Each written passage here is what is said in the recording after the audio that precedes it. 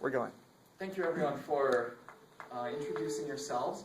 So today we do have 3 speeches. Speaking first will be Maggie, and Maggie will be speaking for 8 to 10 minutes. Is that correct? 8 to 10 minutes? All right. And speaking second will be Chris. Could you tell us how long your speech will be? I'm really hoping to have a 5-minute speech. Today, I don't know if I will need that. Okay, very good. Well, the timer needs to know that, so... So let yourself know.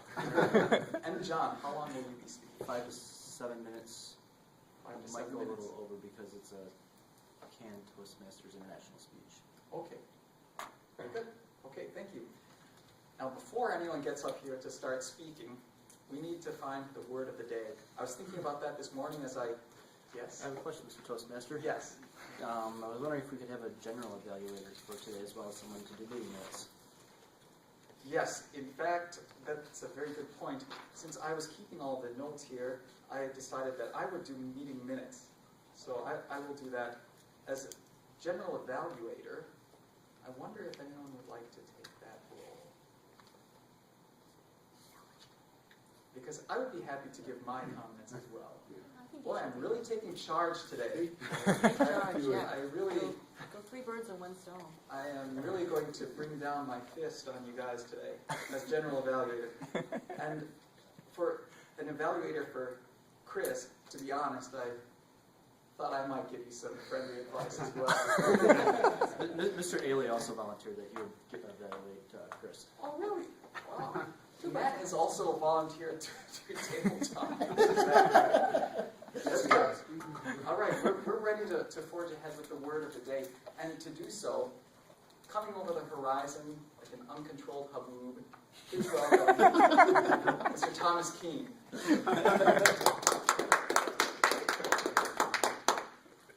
Thank you.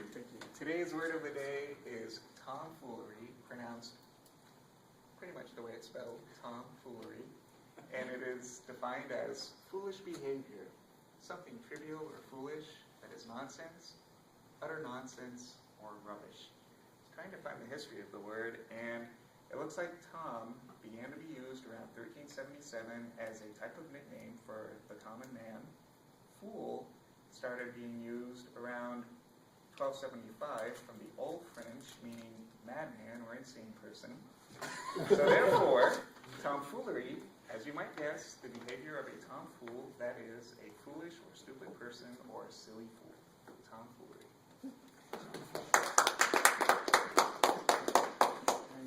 Very nice word, Tom. Thanks very much. All right, we'll move to the speaking portion of the meeting. And our first speaker will be Maggie.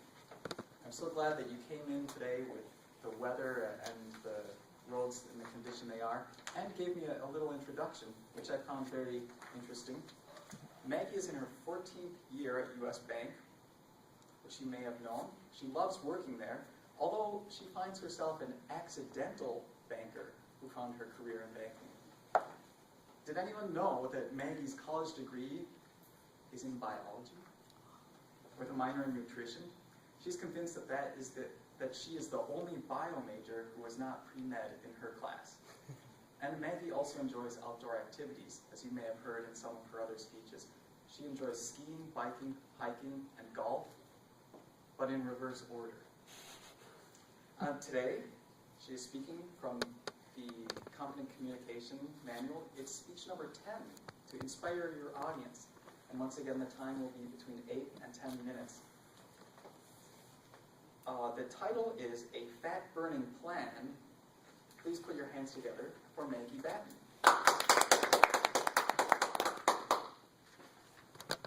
Thank you, Mr. Toastmaster. Thank you. Thank you, fellow Toastmasters, and honored guests and visitors. With age comes wisdom, or so they say. It always seemed to me that one didn't really have to work very hard at achieving that particular saying. One day you kind of find yourself a mediocre, maybe above average intelligence, and suddenly pop, pop, pop, all kinds of light bulbs go on. You go, oh wow, must be my age that's coming upon me that makes me so wise in these ways. But actually, I'm digressing. what new wisdom has actually eluded me all these past years and has just now itself revealed itself to me? One simple word, quinoa, spelled Q-U-I-N-O-A. It all started with my personal discovery of that particular word, quinoa. Saw it on an internet site, actually, and I decided to follow that link, which led me to another link, and so on and so forth. So what is it, you ask? Quite simply, it's a grain. It's called the superfood of the future. It is a grain that was harvested, grown by the Incas, and they revered it so much that they called it the mother grain. And in fact, research has shown that quinoa is the perfect protein. What do we mean by a perfect protein? A perfect protein is a food source that contains all 9 essential amino acids. There are 20 amino acids in that group, but there are 9 that are essential. And there are actually not that many individual food sources that contain all 9. If you look at other grains, rice even, and other whole wheat grains, they're lacking 1 or more, or very low in 1 or more of those amino acids. So quinoa, discovered by the Incas, or is still cultivated by the Incas, now actually more so in the Andean mountains of South America. You can find those, but it is found right now in supermarkets. Mostly it may be Whole Foods types of organic types of shelving in your supermarket. But what I found interesting about quinoa was that it mimics the proteins in single foods such as beef, chicken, and fish. So if you're eating all of those single ingredient types of foods, you're getting your complete complement of essential amino acids and meeting your protein requirements. Quinoa, all by itself, in a small serving, will do the same thing. It actually is pretty good tasting. It does taste a little bit like a little bit of a nutty grain flavor. It's kind of like rice, not completely cooked, but it's a little bit better than that. It's actually, in fact, NASA is now studying it for use in long-duration human-manned flights, which is probably in the near future, but it is considered a source of dietary need that perhaps could be used in long-duration flights because very little of it is needed. It is a complete source of nutrition. So how is this related to fat burning? Well, quite simply, what I've decided to do is to change my own particular dietary habits to that of a fat-burning plan. And what I have discovered through my research and reading is that there are basically 3 mantras that I'm going to adopt from this point on. When I'm going to avoid foods that prevent fat burning. I'm going to consume foods that encourage fat burning. There's a little bit more that goes on around it, but in essence, the 3 mantras I've adopted are: sugar is going to be my number 1 enemy. I'm going to eat the right kinds of fat. And number 3, I'm not going to worry about the quantity. I'm going to worry more about the quality of the foods that I ingest. Going back to mantra number 1, sugar is my number 1 enemy, especially high fructose. You know how hard it was to realize that my favorite pop is nothing but high fructose corn syrup.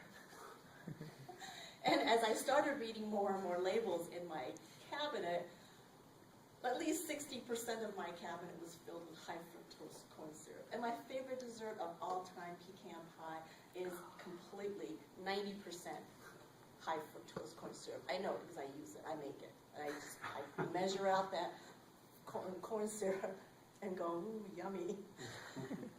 So that is something that I've had to reconcile and find substitutes for. Looking for substitutes such as pure cane sugar, avoiding processed sugar. Some foods that are actually labeled healthy contain nutrients that actually turn into sugar in your body that can create, according to dietitians, blood glucose roller coasters while you are ingesting or digesting these foods. So there are good carbs that you can choose instead. Rice, as I mentioned, is a good one. And another type of grain called spelt is a good choice also. Quinoa, which I previously described, is another excellent source. And sweet potato is another wonderful source.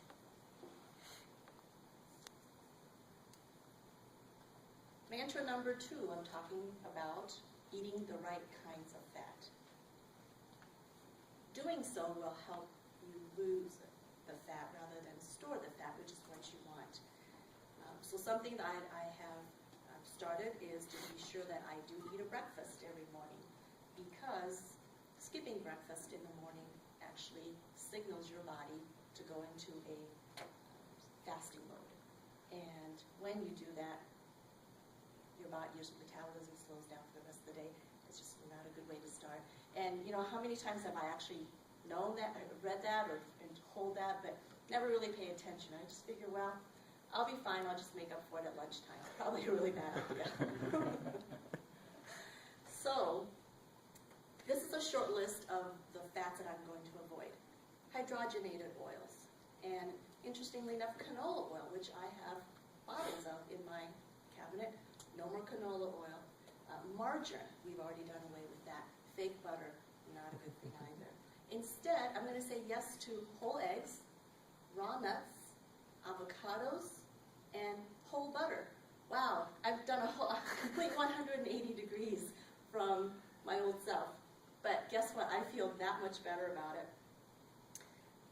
Your liver is an organ that breaks down fats in your body. So if you are going to be nice to your liver, we need to choose the right kinds of fats for that.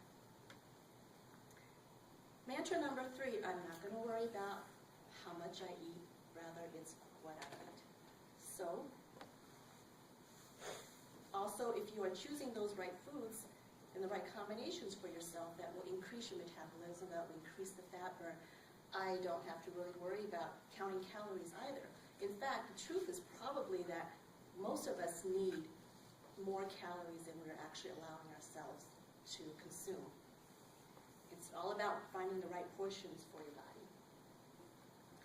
So, in essence, as I said, I'm going back to the foods that I enjoy, and this is the right thing to do. I'm going to find the foods that I enjoy, but find it in the right balance. You know, at this point in my research, okay, and the internet actually pointed me to a flashing sign that said, sign up for $49, we'll give you all the recipes with quinoa. Okay, that's kind of where I stopped, and I thought, you know what, I probably don't need to go there, but I stopped and digested what I had discovered and realized that there was not just a little bit of truth in what I had just read, but there actually was a whole lot of truth. And it boils right back down to the simple basics of avoiding the processed foods. You know, when we grew up, as we were growing up, we have a lot of, we had, and we still have, and as a matter of fact, our kids have just an unbelievable array of choices when it comes to eating. With so many choices, but so little lessons in how to choose, we're apt to not make the right ones, right? We are prone to make choices based on convenience and cost, likely sacrificing quality. So I'm being more aware of that. Are we budgeting in order to make this work? The former cell biologist in me tells me that there's probably a way to make this work. And so my mission is that we are going to, starting with me, and hopefully extending to my family, and hopefully being able to talk to other people about the wonders of quinoa, being able to enhance or encourage as many of us as possible to make the right choices when it comes to your dietary habits. Thank you. Thank you, Maggie. Well, I could tell that you're speaking passionately, something you really believe in, you're very motivated for. So that's very good topic for something inspiring. Everyone, please take a minute to give Maggie some advice and some feedback on her speech.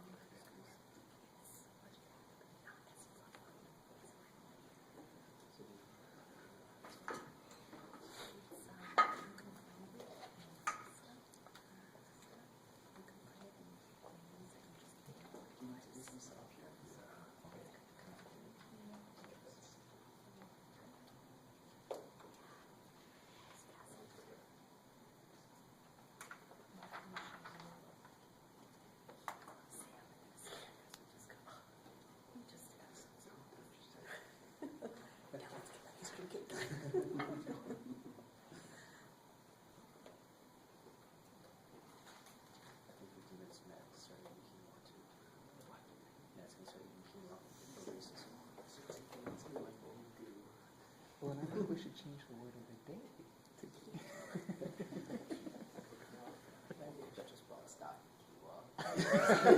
That's right. Just That's right. Chili and mountains.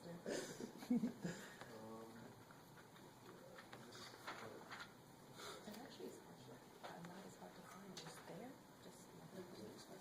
Oh, I guess it's like a.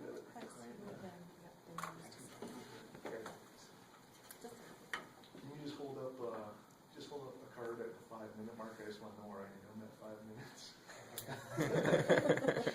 Green at 5. Yeah. All right. See some people still writing, but I heard some other people talking, some general tomfoolery going on, so we're going to move ahead to speaker number 2. Someone who needs no introduction, but I give a small one anyway, because I always look forward to Chris Frank whenever he speaks. I think most of you do too.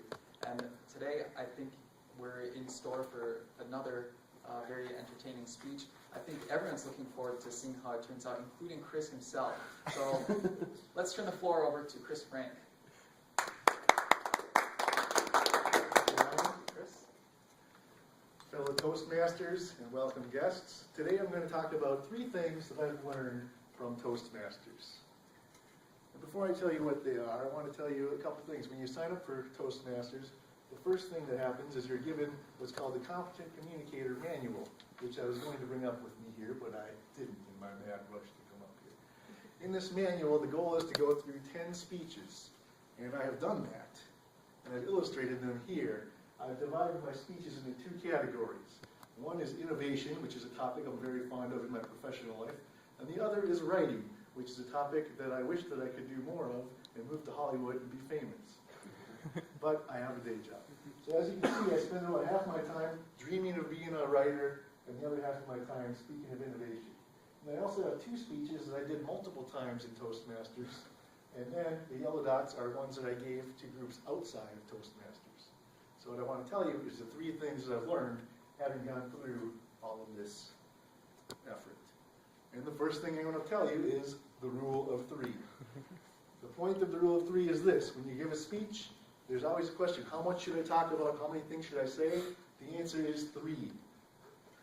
And the reason is this: in the writing world, plays and movies and TV shows have 3 acts. They have a beginning where they set up the problem, they have a middle where there's conflict, and they have an ending, which is a resolution. And in the world of innovation, the greatest innovator of our generation, Steve Jobs, when he delivered the iPhone introduction to the world, he introduced it as an internet device, a phone device, and a music player. 3 things. Now wait, what if you have more time? Then should you say more things? No. I have a 5-minute speech. I'm going to talk about 3 things. Steve Jobs had 45 minutes in front of the world to talk about something that he'd been working on for years with hundreds of features and innovations in it, and he only talked about 3 things. You stick to your 3 things, and you go more in depth if you have more time. Why? Because your goal is to communicate. People can remember and be engaged with 3 things. And that's my first rule. But there's more. In between your speeches, which is most of your time in Toastmasters, you're given what's called the Competent Communicator Manual. And this is something that has been really interesting to me, because the thing I've learned about being a leader is this: there are certain rituals or rules of leadership that you don't know exist until you break them. So an example I have is from the talk show host, Jimmy Kimmel. Has anyone seen Jimmy Kimmel live? The show is going into something like its 2000th episode, right? Well, at the beginning of his show, they wanted to break all the rules. He says, why do we have to have this guy in a suit and tie giving a monologue? He started behind his desk without a suit and tie on, and he found out the audience didn't respond. They didn't know how to react. So he had to change his monologue to be standing up in front of his desk. But that wasn't enough. He had to add the suit and tie. This wasn't a case of the corporate executives stifling creativity. It was finding out what people need to be able to respond to your leadership. And I've learned the same thing in Toastmasters. The first time that I was a Toastmaster, I introduced a speaker, and they came up, and nobody clapped. And it was pointed out to me that it was my job as Toastmaster to inform the audience that it's now appropriate to clap. Likewise, as they left the stage, I was behind a podium, and I didn't shake their hand. And so once again, these leadership rituals are very fascinating because if you do it right, no one will notice. But if you do it wrong, awkward. And speaking of that, the third and most important thing that I've learned is this. Things go wrong. I've given 10 speeches. I've given 2 of these speeches outside of the Toastmasters world, and in both cases, something went wrong. Okay? So now the nice thing about Toastmasters is you can prepare yourself for when something goes wrong. So I'd like to talk about this one here, where I was a part of the humorous speech contest for Toastmasters. And so I was able to prepare this speech and add things and change things to it. So for example, the second time that I gave the speech, I added something. I added the Playboy joke. And then the next time that I gave the speech, I made another change. I deleted the Playboy joke. And then the third time, I added the karate move. Now I was ready. I entered the humorous story contest, and I won the first round. And I won the second round. And I ended up going to Canada for an international Toastmasters competition with my karate move. And so, I learned my lesson. Things go wrong. As I had practiced my karate move, I learned that when I stand on my right foot, I'm fine. But if for some reason I stand on my left foot, I just don't have the same balance, I'm going to fall over. And there I am in Canada doing my karate move, and I end up on my left foot. And you can imagine you've got the devil on one side and the angel on the other. And the devil saying, "Oh my God, you're on the wrong foot." And then you've got the angel saying, "Dude, nobody knows. Just play it cool." And then the devil, "You're gonna fall!" And the angel, "Dude, don't worry, we're in Canada." And so we conquered. And I completed my speech, I shook hands, and I walked off the stage. And did I win? No. I didn't win. But I learned the lesson that things go wrong. And that's the most important thing that I've learned. Because in Toastmasters, we learn how to communicate, and we learn how to lead in a safe environment, and it prepares you for the real world when things go wrong. When communication is most important, when leadership is most important, you'll have those skills to fall back on. Mr. Toastmaster. Thank you very much, Chris. Very nice. I'll give everyone a minute to write down some comments and feedback for Chris.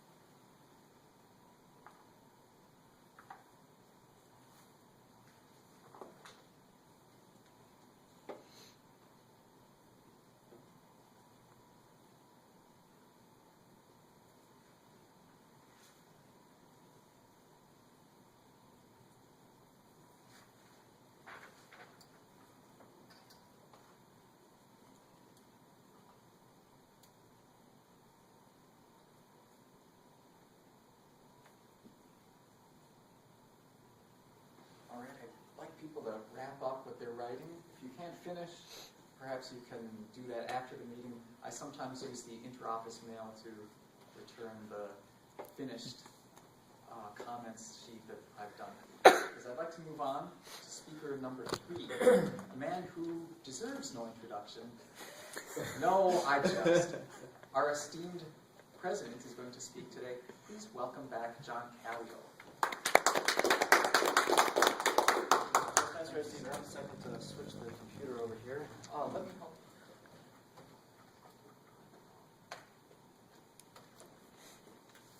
So this, for everybody's knowledge, as I get set up here, will be what I plan on delivering tomorrow at our open house as a slight introduction to Toastmasters.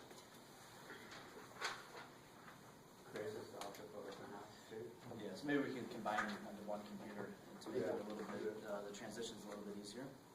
Except for last time I did that, then my slides somehow got out of order. Do the advanced leadership, advanced communicator roles where you learn even more specific techniques and more specific types of speeches.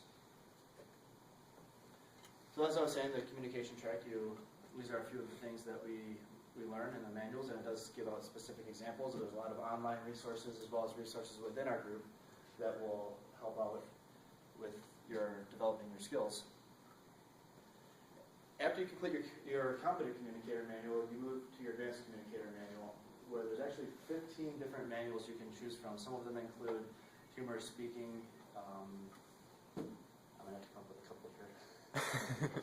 Humorous speaking or interpretive reading. There's a myriad of different options you can have, and then all of these are also listed on the Toastmasters International website, which I'll have that up at the end of the presentation here. On the leadership track, everybody has an opportunity to fill specific roles, which you'll see what the roles are later on in the meeting.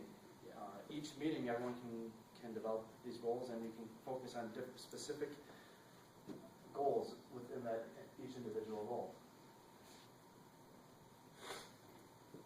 Then, after you finish your advanced leadership manual, you once again move on to once you finish your competent leadership manual, you move on to your advanced leadership manual, where you work on developing more specific leadership goals yet.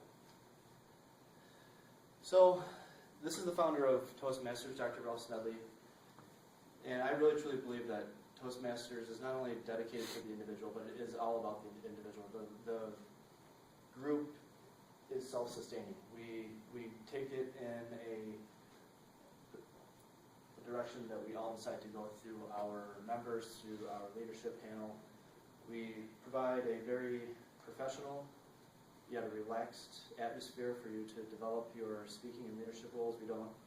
Sometimes we have a little bit of tomfoolery in our meetings, but we like to try to keep it light, but still on a serious note as well.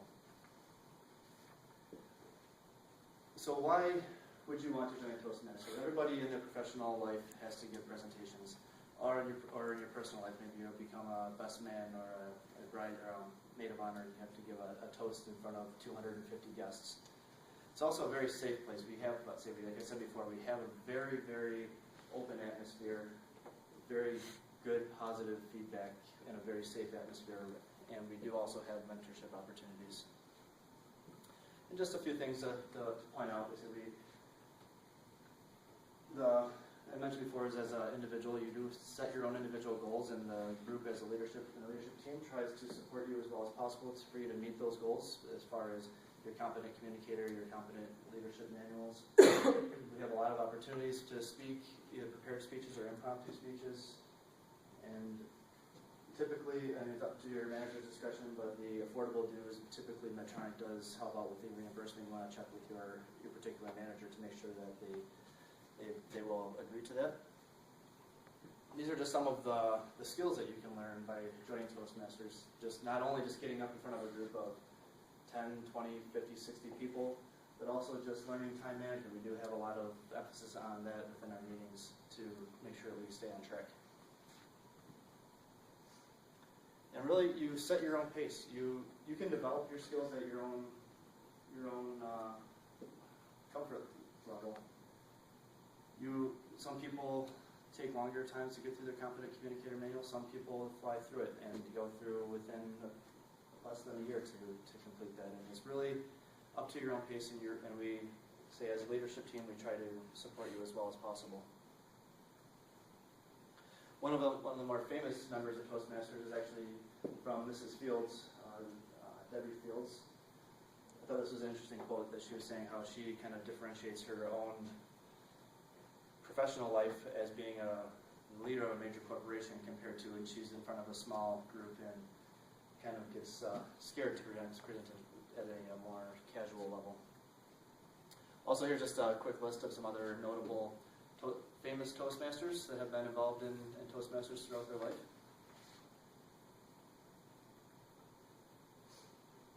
So you had another quote from the governor of Hawaii. Yeah.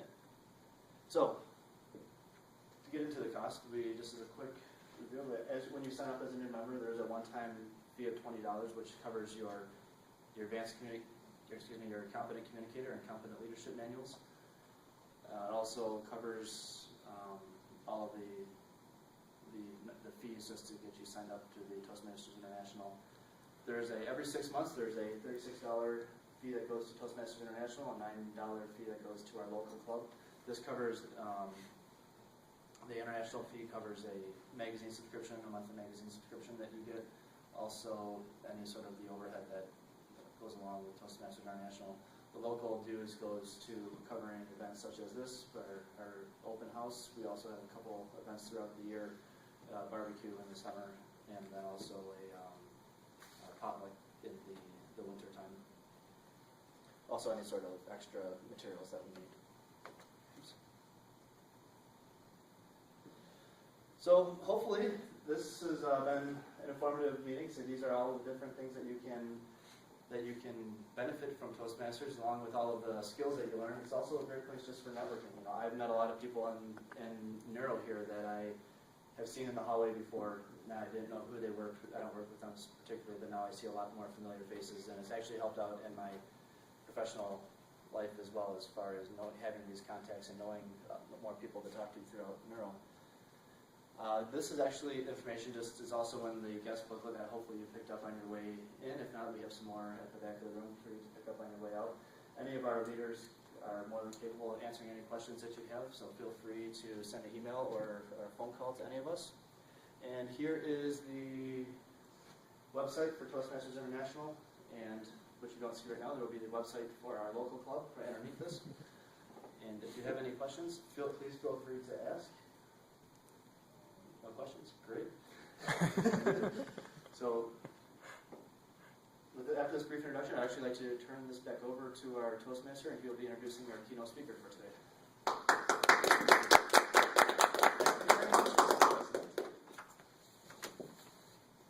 Well, I'll give people just a minute to write any comments. And looking at the time, I want to thank Matt Ailey for offering to do table topics. As you know, the main reason for table topics is to give everyone a chance to speak. We all have a chance to get up here to speak today, so we'll be preempting the table topics so that we can give some valuable feedback to our key speakers today. So could I please call up the first speaker, Maggie, and Gary will give her an evaluation. Others, if you have more comments to write, please think about doing that after the meeting and perhaps inter-office mailing to our speakers. Maggie. And our evaluator, Gary. Sir? Toastmaster. Well, Maggie was doing speech number 10, Inspire Your Audience, and it was a great speech. Thank you for informing us about our food intake and our fat and things like that. I took very good notes because that's a serious issue for me. Not.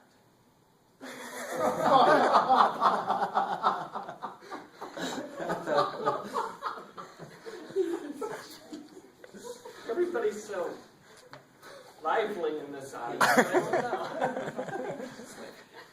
Let's see where this is going. I'm sorry. You had a very good speech and it flowed well.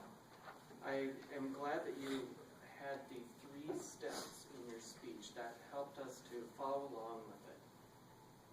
Quinoa is a grain I'd never heard of before in my life. And I would like to know a little bit more about its taste before I go out and purchase any, because I don't like bland things that well. Is it like malto meal? No, it's more like couscous with a little bit nuttier flavor, the Mediterranean grain. I never had that either. Is it like Cheetos?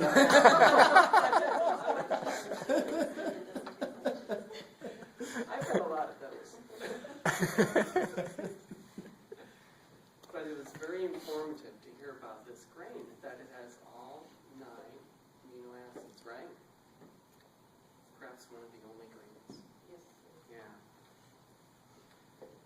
I like your 3 points that you're working on as you incorporate this new diet. No sugar, and it was good to hear about the different types of sugar.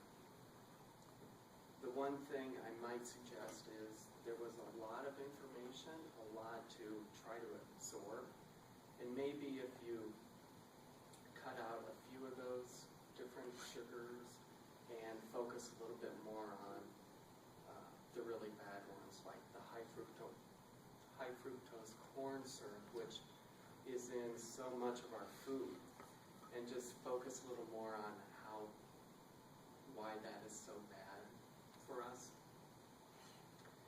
Your next one was eat the right kinds of fats, and that was important, and you made the point of why have breakfast, to get that metabolism going, and that was really good. And you provided a short list of the fats to avoid, and a list of the fats that are good for us. And I really like the fact that after the end of this particular segment, or at the end, you talked about the liver. So that was a good motivating point, I think, for everybody who wants to protect their liver, at least, on why we should focus on what fats we take. So that was a really good point that you made. And then the third one was finding the right portions for your body.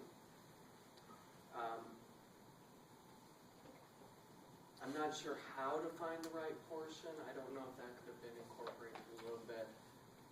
The point of how important it is to find the right portion was very well made, I thought.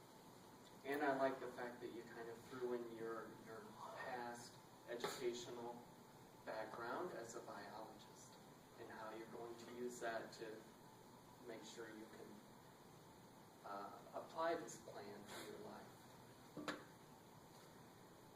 I noticed a few double clutches and the use of a little bit. You had good contact with the audience, good eye contact, good use of gestures. Nice. Your use of the stage was sort of limited to this area, which it's hard not to be when everybody's sort of on the right side or left side of the room.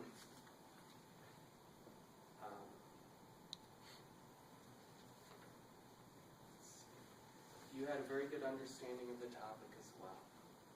So again, for any improvements, just maybe focus a little more on fewer items instead of providing as much information, unless you're talking maybe to a group of ladies who are, or men who are trying to, focus on their diet more. All right. Thank you. Always entertaining Gary Gillette, giving a 2 to 10 minute evaluation. Appreciate that. Chris, could you come up? I have some comments for you, Chris. Thank you, Chris. I didn't realize when you came up here that you were going to be giving a speech that you would prepare for tomorrow. I found it very well prepared. I was impressed with the visuals. As always, they're very easy to understand. And I found that your speech was very valuable for speakers. It's intended for other Toastmasters and prospective Toastmasters, especially the rule of threes. Maggie used that before you even told us about it.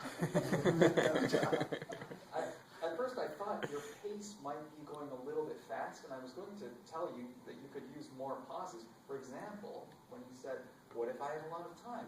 Should I talk about more than 3 things? No. And I thought a pause could be inserted there. And then I was delighted to see later in your speech, you said, in Canada, did I win? No.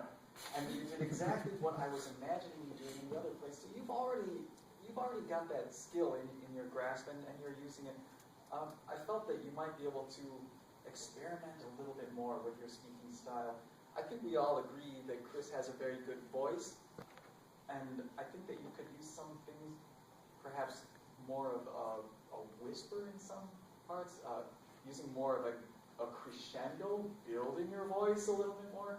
I think your voice sounds good, but you could try to reach out and incorporate some new things. Another thing is eye contact.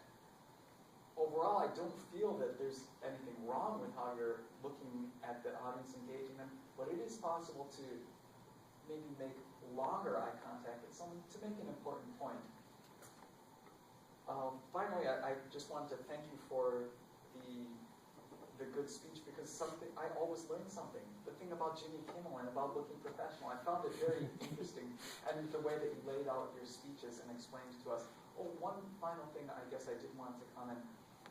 Perhaps explaining a little bit more about the Playboy joke. We all understood that, but perhaps just a little bit more of an explanation. You see, I had an extra joke. Not that you have to explain it too much, but you just said, I put in the Playboy joke, and people might think, so somehow think a little bit more about the audience. I think you're good at rewriting, and maybe we'll come up with something for tomorrow. So thank you again. Thank you. And finally, we can't end the meeting without an evaluation for John. So please come up, Wanzan, and offer some advice for John for tomorrow.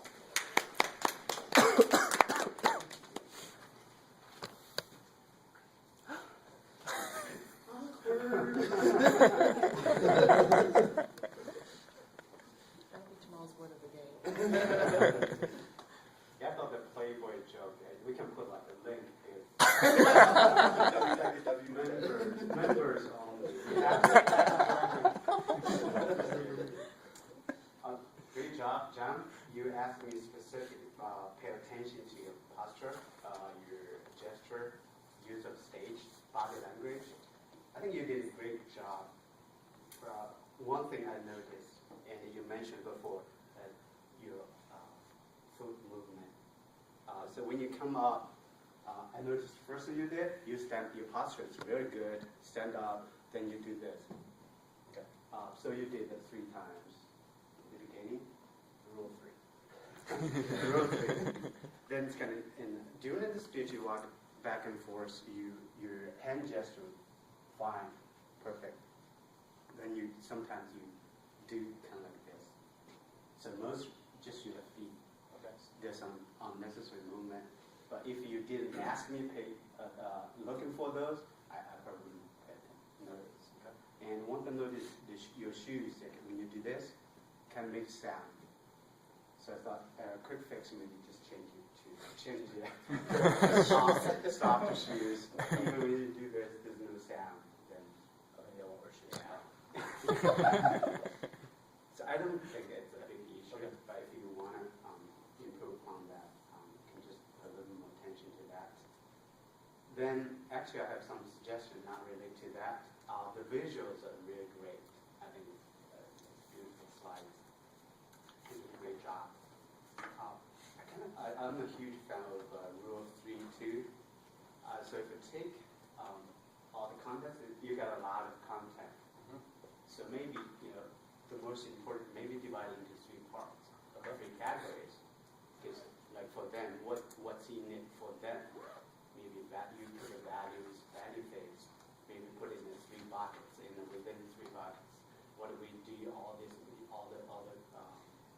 the things that we do in Toastmaster Club can fit in those 3 categories. It's like this is for you. This is how we do to help you with this part and that part. So all you have is really great. Just can reorganize this. So because in my brain, I know I can only hold 3. Okay. 3 things. And a small thing at the end. Maybe you say you have this website, our own website. Maybe have a group picture of us show up at the end. It's kind of personalized a little bit. Sure. People may in the audience maybe know, Matt or Maggie, Tom. Okay. I won't be there, but I think put a picture of us out there. Okay. That'd be good. All right. Yeah. Okay. Well, thank you, gentlemen. Nice. Well, it's come to that time, and And it's past that time, in fact. I can't believe that we went over time without even doing table topics. So I just wanted to say, as a general evaluator, that just a thank you to all of you who came today. I feel like you are the core members of this group and really make it very valuable for all of us. So there are some things that we did well today, some things we can improve on. I think I took away some lessons and learned some things about managing the time and such. But thank you for coming every week. I appreciate it. Could we get the time for the few speakers, please? For a couple of them. Okay. I did a horrible job. Okay. So we had Maggie. I got Maggie at 10:09. I was at 6:20, which actually gave you that. And John, I'm sorry I didn't get your time. Okay. All right. Thank you. I would like to turn the floor over to the president so he can bang the gavel. And we will see you all tomorrow. Is there anything else? Okay. Thank you, Mr. President. Yep. So since we didn't actually have an odd counter today, I think we all did pretty well. I think everybody had 3 odds today, so we're just as a reminder, if you can get to Skyways A and B at 11:30 tomorrow to help out with the setup and helping Maggie with some transportation of the food and whatnot, everyone should be showing up at around 11:45. Tell your friends, tell your coworkers, tell everybody. If any questions, ask myself, and I can get everything going. So we look forward to seeing everybody tomorrow, even if you don't have. If no one shows up, we're going to assign somebody to be table topic number 2, so you know that you're going to get picked, but you don't know what your question is. I send out a reminder. Sheila's going to be your table topics master, so Matt's going to be table topic number 1. So we do need a table topic number 2. Think about it. I will be bugging you this afternoon, and if not, you might get picked anyway.